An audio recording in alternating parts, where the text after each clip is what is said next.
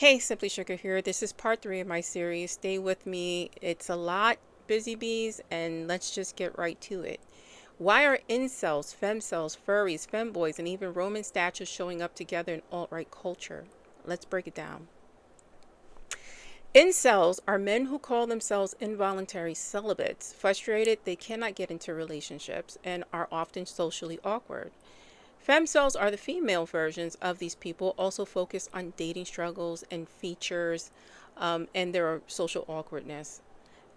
Both groups obsess over looks, jawlines, height, and beauty standards, which are often Eurocentric, and they connect that to a bigger idea of society falling apart. This is where the alt right steps in, pushing the idea that feminism and diversity are to blame for not living up to this ideal picture of what beauty is and what the beauty standard is.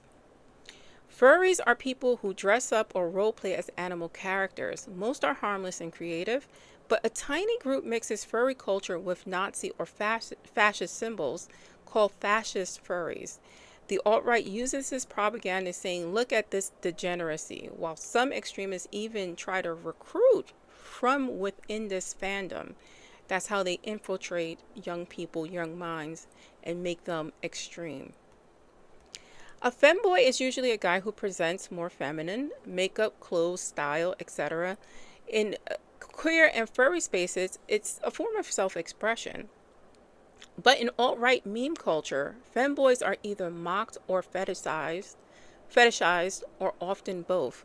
Gender dysmorphia, the discomfort with your body or gender, fuels incel and femcel forums, and it becomes an easy target to ridicule for extremists, even though they fetishize these people and often, seek relationships with femboys.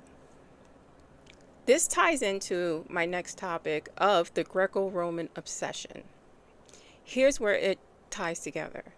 The alt-right worship Greek and Roman statues, marble muscles, perfect faces as a symbol of Western strength and beauty. Incels and femcells compare themselves to these ideal bodies and feel like they'll never measure up. Femboys and queer users flip it, pointing out that Greek and Roman myths are full of androgyny and fluidity, and this is why it's okay to engage in sexual relationships with these people, even though they consider themselves heteronormative.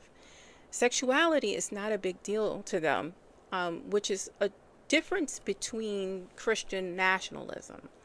It's very complicated, it's very intertwined, and it looks like those factions are at war with one another.